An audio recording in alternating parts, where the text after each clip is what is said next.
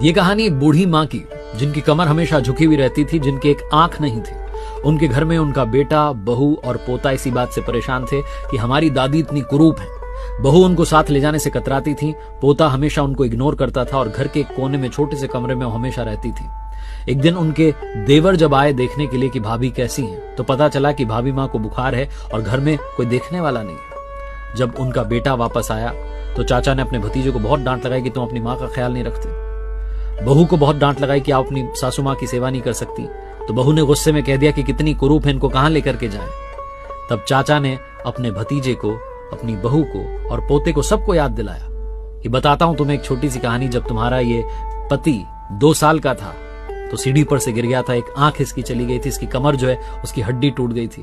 तब भाभी ने अपनी बोन मैरो डोनेट की, भाभी ने एक आंख डोनेट की, इसीलिए तुम्हारा पति सीधी कमर के साथ चल पा रहा है, दोनों आंखों से दुनिया देख पा रहा है। हम में से बहुत सारे लोग अपने माँ बाप से कहते हैं कि पापा मम्मी आपने किया ही क्या है।